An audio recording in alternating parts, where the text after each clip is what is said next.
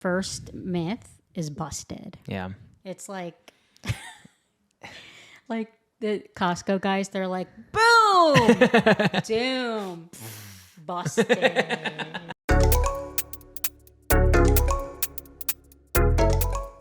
Hello, everybody. Hi. Welcome back. It's just the two of us today. Just the two. Like the old school days. You know? Yeah. What are you talking about? So we thought we'd take it back today and kind of revisit our Mythbusters series and talk about common myths in the dog training industry. And we'll kind of debunk them or prove them as true. If you've been watching us for a while, we did this a couple of years ago. Seamus and I have been here since the beginning. The OG We've been days. here a while. Yeah. So it'll be good to bring this back. bring it back. Yeah. Just in case we got some new listeners and stuff like that. So, couple of the big ones. Where do you want to start? All right. I have some myths pulled up. Okay. And then we'll elaborate on them. This is my napkin. Of course. Paige told me to put it away, and I did. All right. Okay. Okay.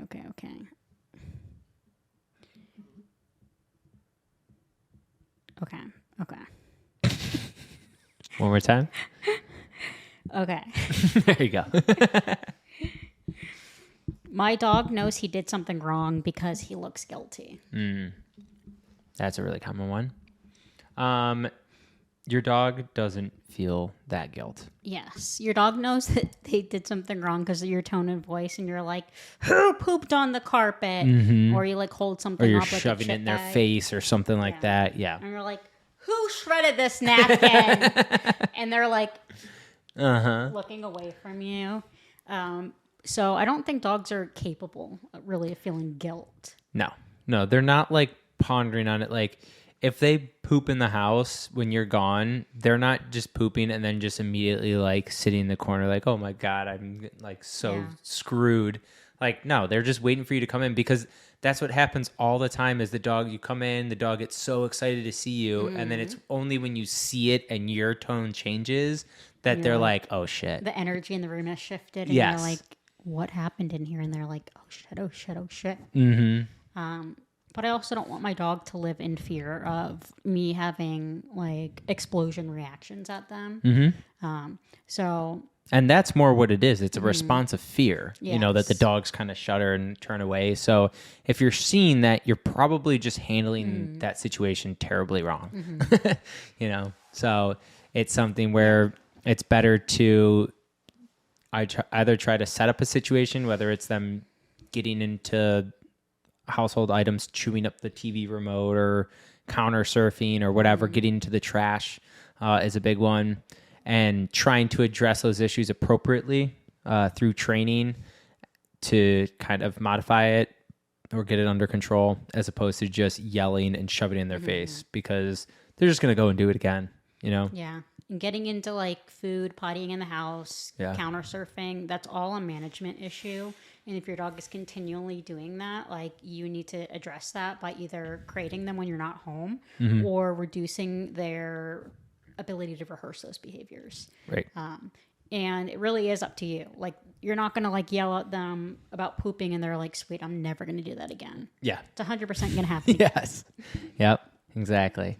And it might not happen right away, but if you're not addressing the issue, and that's another big thing is people tend to do like the avoidance, where they're either putting the remote up higher or they're putting the trash can away or something like that, and it will work. The management always does work, but it works until it works until it doesn't. They're just gonna, if you're not letting them know the mistake or putting them in the crate where they're not able to rehearse the habits, they're just gonna try to find something else to do. Yes, and they'll eventually get into something else. Getting into things like, to this day, all of my dogs are crated when I leave the house. Yeah. And I've had one of my dogs, he's a senior, he's like 15. Do I really think he's going to do anything? No. but he pees sometimes, and I don't want him to do that. But it's also just something where it's like him being that old, like if he were to swallow something small or whatever, like that's life threatening, you know, even more life threatening than if it were to be like a younger puppy or something. Cause like if there's a blockage or something, you know, like, so that's my always biggest concern is people tend to not see these issues as being so big. If they're chewing up the remote, yes, it's an inconvenience or whatever, go get another remote. But to me, that's not even the problem. It's what they're ingesting that's the problem. You know? They're in the habit of like getting into things to reduce their anxiety because you're away. So they tear up the blinds. They get into the trash so they can mentally stimulate themselves. They get their head trapped in a chip bag, and you know, there's just tragic things that happen all the time. So we're gonna say that first myth is busted. Yeah, it's like like the Costco guys, they're like, boom, doom, busted. Okay, good, got that covered. A puppy has to be at least 6 months old to be trained. No. Busted. Yeah, that's not busted. Yeah.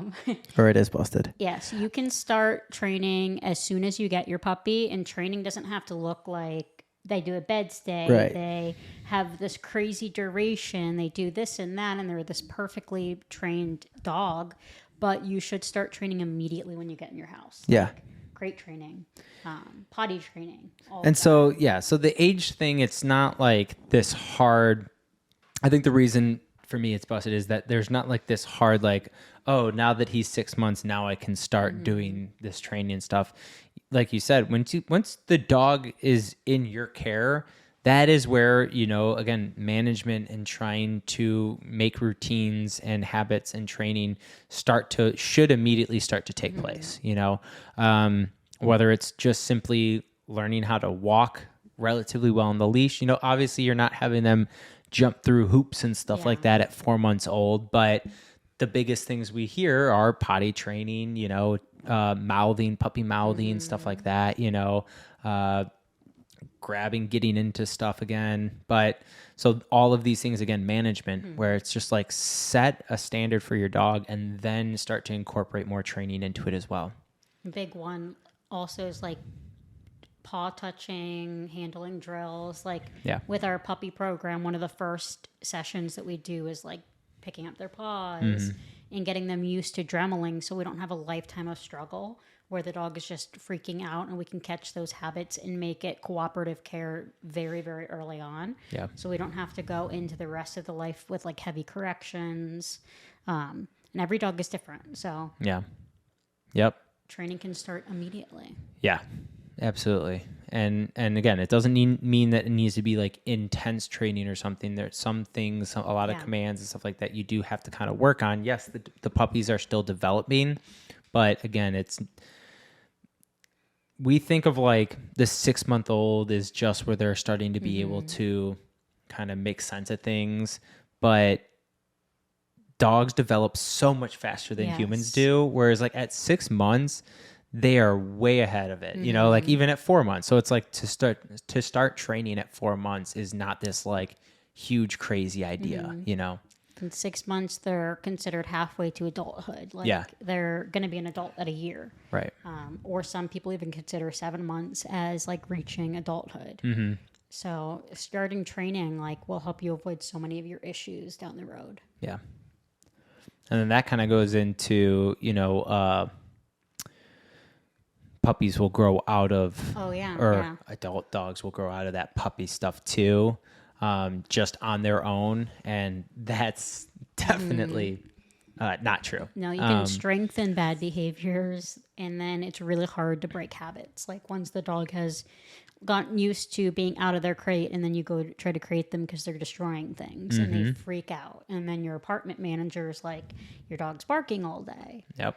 Or you let them develop like really insane behaviors. Yeah. Yeah. They create these routines that, you know, when they are puppies, we think they're going to grow out of it. So it's not this like, there's no urgency to be like, okay, we need to get on them for the jumping or for the mouthing or for the pottying in the house and stuff like that. Like it's a big problem for a lot of people, and they just have heard that, oh well, they'll grow out of it, they'll stop kind of doing it, and if you're not addressing the issues, the dog doesn't know that these are major issues. It's just they're acting on instinct when they're puppies and they're mouthing, they're trying to learn these things with their mouth, and the more you allow them to do that, the more they're going to explore, and so then it creates these really bad habits as they grow into adulthood. So they don't know right from wrong. So right. Puppies and dogs in general, they don't have a moral compass. They don't say like, oh,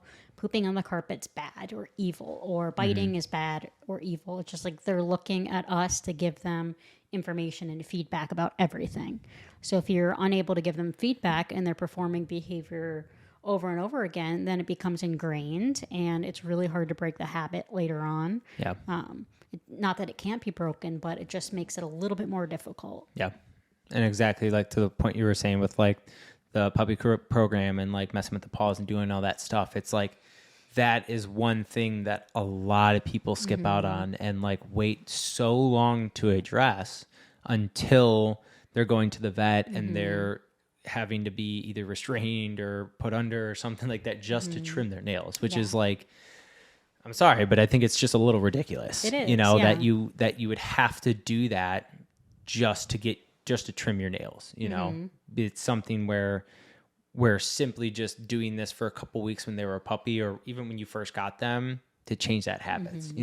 And this is obviously going off the fact that like you are getting this dog as a puppy and you're able to do this. Obviously, if you're rescuing a dog and they're already in adulthood and stuff like that, yes, you just have to assume that those habits weren't addressed before you got it.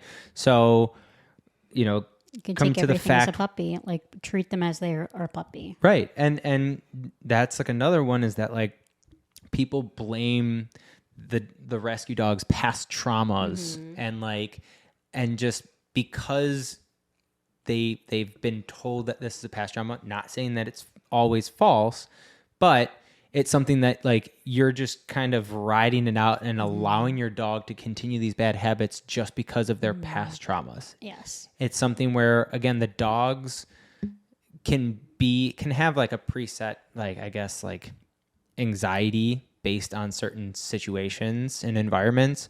But it's something that if you get a dog and like the first couple weeks, you're like, okay, hard reset. I'm going to do training. I'm going to assess the grooming or the vet visit kind of things, the touching, all that, and you see a problem, then work on it.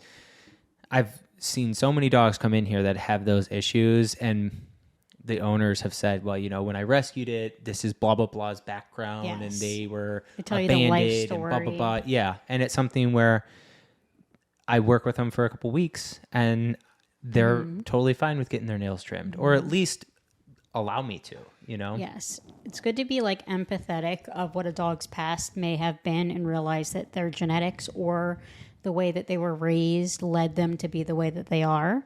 But if we kind of negate that they can improve and we always make them the victim and they're always like, oh, well, he can't do that because a plastic bag flew over his face one time and he almost died. Yeah. I have a very interesting foster case right now. It's a very shut down, under socialized Chihuahua, and nobody at the shelter was able to get this dog out to walk on a leash, and they didn't have the time to dedicate to this dog or the quiet. So I picked the dog up. She had to be wheeled out to my car and put into my car on like one of those Home Depot wagons. Oh my gosh. Because she just refused to walk, or? Yes. I instantly put a slip lead on her when I got home. And let her decompress in the crate, and then we started just like walking. And like the shelter had said, she alligator rolled, she panicked, she bit the leash, she tried to bite me. She just fucking freaked out. Yeah. Very, very, very under socialized, very sad. And I could look at that and be like, oh, well, I shouldn't push her because, she's scared, or her past may have been this. And we've made a massive improvement within 4 days of just taking her out and walking. And I even started incorporating like walking around the block. So we did our first block walk and she killed it. So now she knows like leash pressure isn't going to kill you. Right. And it's kind of selfish to be able to look at them and hold them back from all that they can accomplish. Yeah. All because you feel bad. And again, I think a lot of it comes from people just feeling bad for the dog, and they see this dog and like you said, like they feel bad for pushing them past that. But my thought process is always, realistically, you're just trying to get them to walk around the block. You know it's not dangerous. You know this isn't scary, you know? And so to see a dog have this, like, so much stress and anxiety to do just It's like a very simple sad. walk down the street is like, you kind of have to come under the understanding of like, help the dog get through it, you know? Help the dog realize that this isn't as scary as they're making it seem.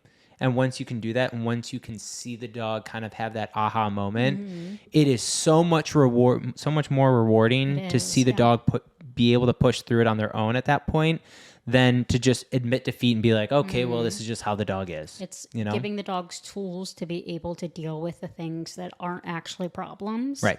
And not holding them back. Because we can certainly, like, I'm not going to go with a really scared dog and, like, alpha roll it or be super dominant right off the bat. Like, I decided to walk this dog, like, on a double slip lead, like, a couple of days after she came to me. We didn't do that right away. Right. And then right when we got home, we went in our crate for a little decompression time. So my intention is not to flood dogs, but sometimes they need to move past things. Yeah. And the only way, we can't work our way around it. We have to work our way through it. Yeah. Yep. There's a certain point where you have to just address the issue head on, you know? And that might not be like rainbows and butterflies Right. and look perfect and pretty. Like, this dog would not walk on a leash, and I can guarantee you that to be adopted out, she needs to learn how to walk on a leash. Absolutely. So we made a lot of progress. So I'd say that myth about waiting, or your dog is growing out of it, is busted. Busted. Let's look at another one.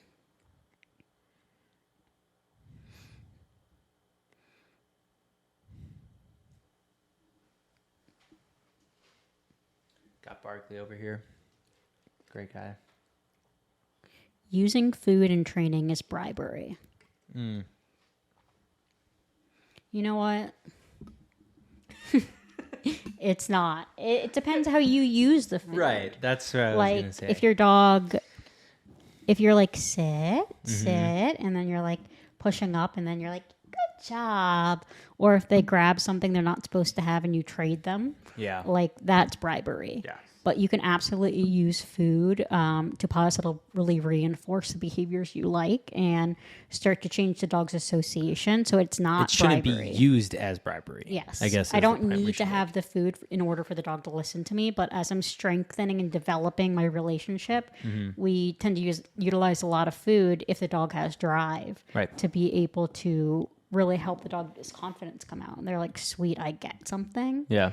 And it's not necessarily bribery, but in the initial stages, you're teaching them Yeah. how to get the reward. It's more seen as that like positive kind of outlet for them because, you know, that's the balance in balanced training. You know, it's, yes, there are consequences for blowing me off or for not listening or whatever, but on the same sense, if it's something as simple as like you're confused about something and then you finally choose that right situation or choose the right command or whatever it may be, then yes, I'm going to give you a reward for that because you've deserved it. You've earned it. But this isn't going to be something where, yeah, like you were saying, like the bribing of like holding it above them and like holding it until they do it, you know? The food drive is always really important as well. But it's something that, yes, this is kind of a weird one where it's not necessarily busted, I guess, because you can use it as bribery, Yes. but it's more of a point of you shouldn't use it as bribery, Yes. especially in terms of training. It should be used very intentionally. So the way that we use food in our programs is we try to strengthen behaviors. So if we're working the first couple of sessions and the dog's getting on the bed and I'm just using slip lead and we're marking right when the dog gets on the bed, that's an example of the dog realizing what is causing them to get the reward. But in the same note, like, we don't use positive reinforcement and negative reinforcement in the same session. Yeah. So Yep.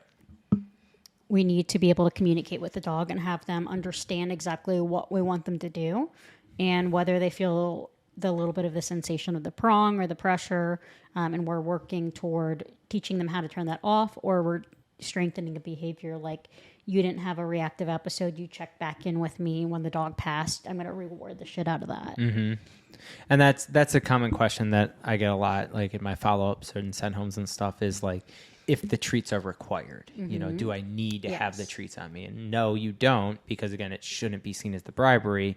But if it's something where, the reactivity is a really a good example, that your dog came to training or you're going through training because your dog has really bad reactivity, and you finally get that like one good rep where they didn't explode and you didn't have to use the correction or anything. Yeah, absolutely. Like, heavy treat, reward them and let them know like, okay, so there is a better option than doing this explosiveness, you know? But I don't need the food in order for them to be successful with the training. Exactly. So I could use not a drop of food during an entire board and train, and I'd still expect the same behaviors out of the dog. But I like to build confidence. I like to build that motivation. I like to have the dogs build a relationship with me. So we do utilize like food and treats. Yeah. But it's not the end all be all. No, exactly. Yeah, that's another really common situation I see is with the reactivity, just using that as an example again, but they have the treat already in the hand. They're like, look at the treat, look at the treat. That could be look at the treat. bribery, yeah. Yep.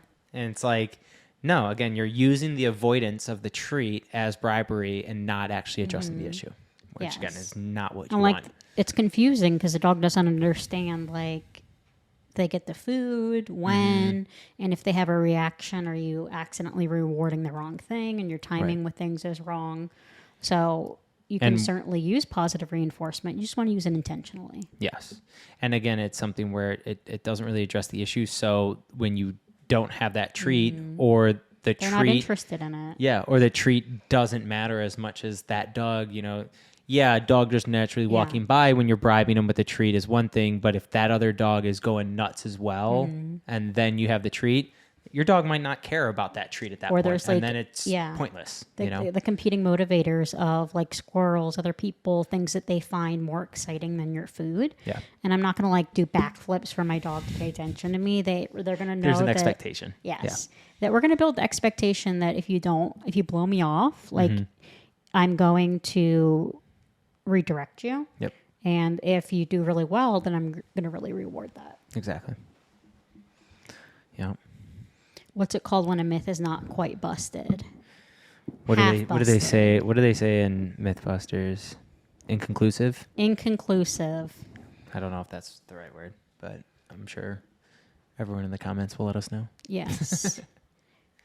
Let's look at our other. Oh, we got some simple ones. We'll just shoot through them. Tail wagging always means happy. No.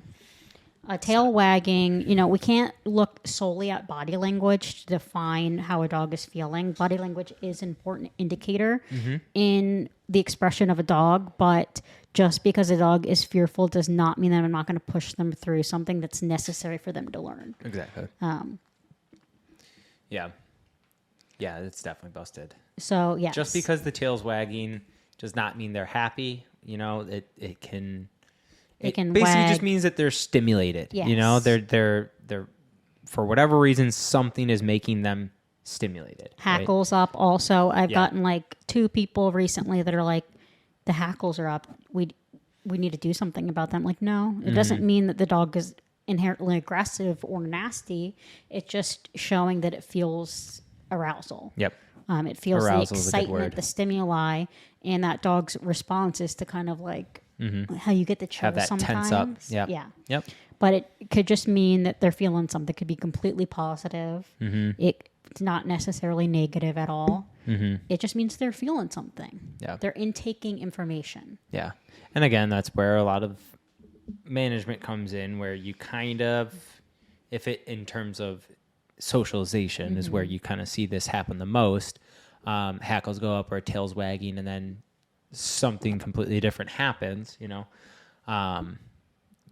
kind of just have to be a better owner and just know how to handle those situations and a little know your bit better. dog. Yeah.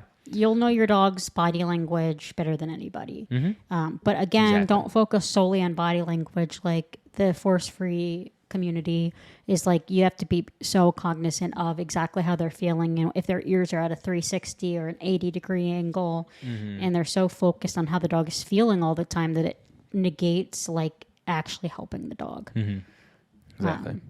Some things you just gotta let them do it and just figure it Gotta out. work You know, through it put if the you want it muzzle to on, improve. socialize them with the dog that you know will be good, and let them see. You know, Another handling one is nails will file themselves on the walk. And yes, like if your dog naturally has short nails and that works for you, go for it. But don't use that as an excuse not to teach your dog nail trimming. yes, Because I can guarantee the people that say that your dog's nails are too long. yeah, And they're like sliding on the floor and digging into the ground. Because that's not going to happen. You got to jump in there. You got to groom your dog. right. Well, a lot of times too, I feel like with dogs like that, I've noticed a lot of chip nails. You know, like Yes. and that Or weakened nails. Yeah. Because they grow so like much that they're putting pressure on the nail bed. And then a nail breaks and it just bleeds. right, and then the quip's just so outgrown that it takes forever to heal. Yes. So And maintenance of nails. I guess another myth could be like, my dog doesn't like nails, so I'm not going to do the nails. yeah, Like your vet will be like, they need sedated. They need drug before you do their nails. You can certainly teach a dog how to accept a nail trim, but it's not going to be overnight. Right. You know? Yeah, that's one thing that we say a lot here is that, like, you know, they don't have to love it. I don't know many dogs that love their nails trimmed, but they do have to like let you do it. You know, again, it's one of those things where it's like, don't let them convince you it's scarier than it is. You know, if they're freaking out because you didn't have much opportunity to work through that grooming or something or handling, then address it then and work through it with them. You know, have it be a battle that you both have to work through, you know, because you know it's not a big deal, but they're freaking out. So help work them through it, you know? Yes. Yeah, I think that's the whole nails on the sidewalk thing. It's like, I hear could people see say that all the if time. if like your dog is sprinting on cement or something, but majority of the time you're just walking your dog and people are like, oh, well, they're walking on the sidewalk, so they're doing it. If your dog's nails are like that long where they are using the sidewalk to grind it, your nails are too long. I know. Like your nails should not, their dog's nails should not be grinding every walk, you know? But Do your dog's nails. yeah, just do your dog's nails. Another good one I just thought of is that the e-collar will turn your dog into a robot. And that's something that when we get these initial calls and people are like interested in our training programs, they're like, the e-collar is going to turn them into a robot. Yeah. That's not going to happen. Yeah. That's not how training works. No. That's not how dog training works. It's unless you like lit your dog up for everything all the time and made everything super confusing, then that's shitty training. And your dog will be a little bit more confused or less likely to be themselves. But a good reputable training company is going to know how to use an e-collar and know how to use it appropriately. So we're strengthening behaviors and getting rid of the behaviors we don't want. So I don't think any of our dogs are ever robots. I actually find a lot of enjoyment in creating energy and getting them to be really happy. Yeah. People will say that to me. They're like, I'm shocked that my dog loves to come back to your facility because they thought I abandoned them, and I'm shocked that they like you. And I'm like, oh. Oh, I get that all the time. I mean, I'm sure you heard it a bunch of times, but how many people come in and say that their dog is fearful of men with beards and hats? And I'm like, yeah, I'm a man every with day. a beard and a hat. So, so you know, I get it. so it's something that like I get that a lot too, where people are like, yeah, like they knew where we were pulling up, and they were so happy to come here again. And I love hearing that. I love to hear like people look at it. They say that all the time. They're like, he's happy to see you. He loves you. And I'm like, dogs, yeah, he does. As much as people don't want to believe it, dogs love discipline. They love having the rules and the set. So it's something where, you know, if you allow them to make that up themselves, then they will. And then that's where you get really bad habits, right? But with here, it's something that, like, because we have that line of communication and that built respect in something, the dogs can come back here comfortable knowing exactly what the expectation is. They know when they come back here, regardless of how long it's been, whether it's a week after the board and train, a year after the board and train, whatever, you know, there's always that expectation as like, okay, this is the same. So I know if I go in and I jump on Seamus, he's going to correct me. Yes. Yeah. So, but if I come in and I'm still all excited and happy, I can do that. You know, there's not this robot, like you were saying, of like, you come in the door, you're doing all these commands and just always in a command, you know, their whole life. Yes. It just doesn't happen like that. No. Like, really. And we'll be the first to tell you that because we all have dogs. Yes. And none of our dogs are robots. No. You know? My dog's very well behaved. Yeah. One of them is. They're all good. But it's more than just the training. Like, I don't look at each dog as another job. We put our heart and soul into developing that dog and bringing out the best in that dog through that 4 weeks and building that relationship. We all build relationships with the dogs. We all have a loving relationship with the dogs. Yep. Like, a client just dropped off today and she was practically in tears, like thinking that the dog wasn't going to enjoy her time here. And I'm like, I will make sure that your dog has a good time here. Yeah. And that we're going to work through some major things that make you not enjoy your dog. And you can make huge progress. Yeah. Yep. It's all about building that relationship. And then my favorite part is seeing that then turn back to the owner as well, right? Is when you have these people that are just on, like, they're on their last straw. They don't know what to do with this dog. And then they finally get it back. And through the training, through the follow-ups, you can start to see their relationship actually get way better as well, you know, and see them finally get the dog that they wanted the whole time, you know, and knew it was in the dog, but whether it's through reactivity on the walk or when people come over and stuff and the dog switches to this whole new animal, you know, it's good to... It's really rewarding to see the change in that too. You know, obviously I love all my dogs loving me, but they need to love their owners. They need to love their owners, yes, and have that same line of respect for them as well. Yeah, it can be difficult to, like, initially, like, I think people really start to gain trust in us with the weekly phone calls and, like, hearing exactly how their dog is doing every week. So they get to be a part of the process if they're doing the board and train, or if in lessons they see the milestones their dogs are making. Yeah. Like, our goal is never to shut down a dog or have your dog be robotic. Our goal is to make your relationship with your dog so much stronger than it was prior to training. Exactly. Yep.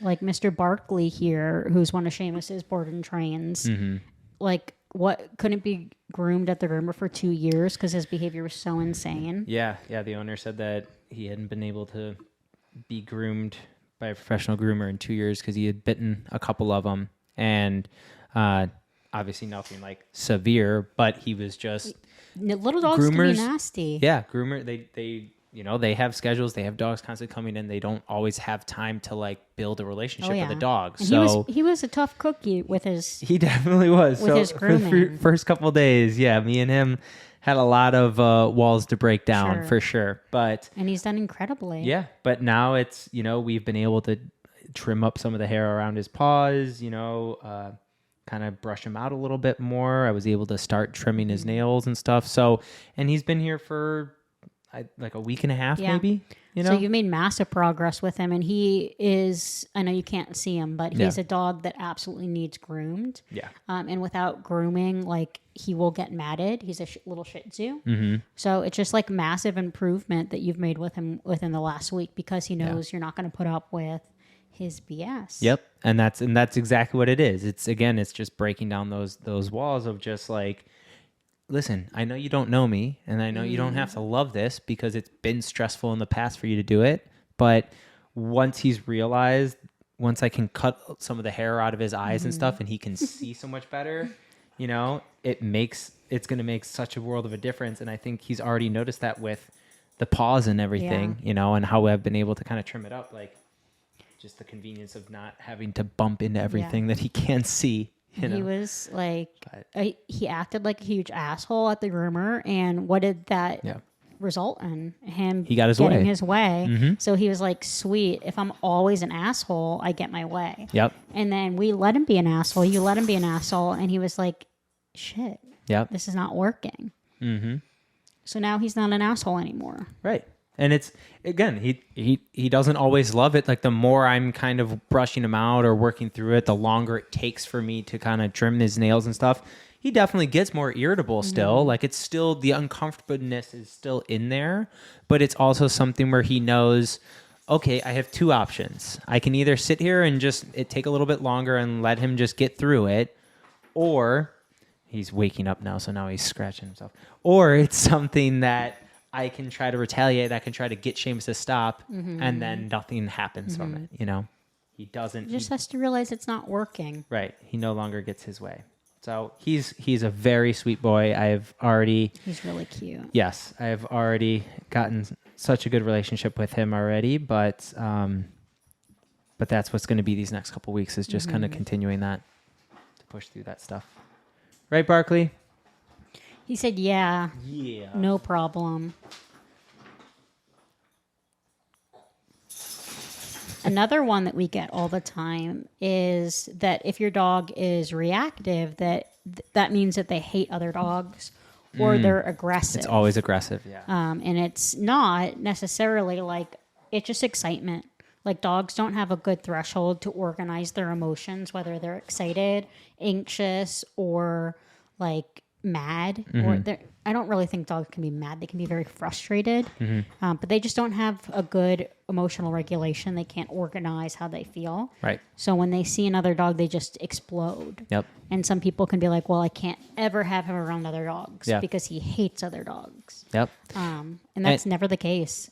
Yeah, and I remember you sometimes it kind of like taught me the spectrum of the excitability, right, or aggression, right? There's that spectrum, and to both extremes, there's the excitable reactivity and there's the aggressive reactivity, you know, Yes. and both of them though have kind of the same effect on the body and mind. Where if they're just really excited and they see that dog, we see this a lot in the puppies. Dog just walking by you, they explode. You know, they jump at the end of the leash, they're lunging, they're jumping, Yes. doing all these stuff, right? Same thing with an aggressive dog or a fear reactive dog, where it's something where they're exploding and doing the same thing, more in the sense to kind of like push that dog away, right? Put up the wall, hey, get away from me, I'm just nervous or scared or something, Yeah. right? So yes, so just because your dog is lunging or pulling or reactive does not mean They're dog aggressive. yes. It that they can are be certainly really dog like aggressive. we have seen cases that true dog aggression does exist, but it's very seldom that. And it's just that they have to, like they've built the habit of freaking out every time they see a dog. So they're naturally conditioned to have a response, like Yep. classically conditioned. Yep. And two, like, yes, you could socialize them until the cows come home and they could have great socials. But if you're not putting the work in on the walks to teach them what you want them to do, that reactivity is going to continue to escalate until it does turn dangerous. Exactly. Yep. And it's something that, again, it's a matter of just addressing the issue, right? Socialization does help with getting them, I guess, in a way, like desensitized or Yes. familiar or build confidence with around dogs. Yeah. But it's something that once you attach something to them, you know, you have a restriction, basically the lead being a restriction to the dog. It's a whole different ballgame. It's a whole different environment. Yeah. They don't have that instantaneous ability to contact that dog and maybe sniff them and say hi and do all that desensitizing they do in socializations. There is that restriction, and the owners are holding back on the leash and wrapping up and doing all these things to pull back. That can, again, adds a whole different environment into there. Yeah. Socialization alone will not cure reactivity. Yeah. But it can definitely help your dog build more confidence around other dogs, and vice versa. Just because you have a perfect walk doesn't mean your dog is going to act perfectly with other dogs. So it's navigating. Yeah. I've been seeing a lot of TikToks and like memes and stuff recently of like people, I don't know, having like a response to, once I get home and my dog doesn't have a complete meltdown or something, or they have like the dancing videos and they're like me trying to distract my dog from seeing this dog 100 meters away. Yeah. And you're like, why? Yes. It's not fun. That's kind of sad. Those are sad. It is. It's. I'm sorry you have to live like that. Right. It is apparently relatable to a lot of people because People are they're like viral, in the comments, you know, they're like me AF. Right. It's just, again, I'm not judging, but it's something where it's just like, if that's that common, then we should be addressing it to work on that, you know, because it ultimately is affecting your dog more than you, you know. It is. It's like we can think of it as a joke or something, but the second that dog wiggles out of the collar or breaks out of the harness or whatever, you know, like it's not funny anymore, you know? So, or you just think about the reality of like how much stress that is truly causing your dog, Yes. you know? It's how irresponsible of like owners to continue to allow that behavior, like when there's so much information out there. And like we always urge you to find a good trainer in your area that is highly reviewed and has good testimonials. Yeah. But like ignoring the problem is not going to do anything. And living a lifetime where you have to walk your dog at 5 a.m. or hide in a bush from other dogs is a sad life, and shame on you for allowing that to continue. Because your dog is capable of so much more. Right. And that doesn't feel good to have a reaction. Doesn't feel good to be a reactive dog. Yep. Yeah. You should know that the dog deserves better too. And so do you. I mean, it's something where it's like, you don't deserve to have to wake up at 4:30 to walk your dog at 5 or whatever, you know, before you go to work. Like, you shouldn't have to do that. I would think that you would want to do better, even if not for your dog, for yourself, you know, so you don't have to have such a crazy schedule just around this dog. But I get people love their dogs, and I get they're going to kind of adjust their life to it, but that's not why you should get a dog. If it's crazy, Right. It's something that you should have a dog that is capable of kind of adjusting to your life schedule and not the other way around. Because when you go the other way around, it's a slippery slope in that dog controlling everything about your life. Yeah. And we've seen that before where the dog, like, they can't leave their house. Yeah, can't go on vacation. They can't leave their house. They always have to have someone in the house when they're going to work or whatever it may be, you know. And that's like 10 to 15 years of you not going on vacations or it feeling super stressed when you do go on vacations. Like, what if a family member was sick and you had to leave, like, and you couldn't care for your dog? Like, navigating that is so stressful. Like, if you're having that severe issues, please, like, reach out to somebody. Seriously. Yeah. I hope we busted some myths today. Yes. Let us know Cleared if you up some have stuff. any myths that you want to share with us, and we can talk about them. Yeah, that would be really cool. Yeah, if there's anything that maybe you've heard from other people and want us to talk about, let us know. Alrighty. Peace out. Hell yeah, brother.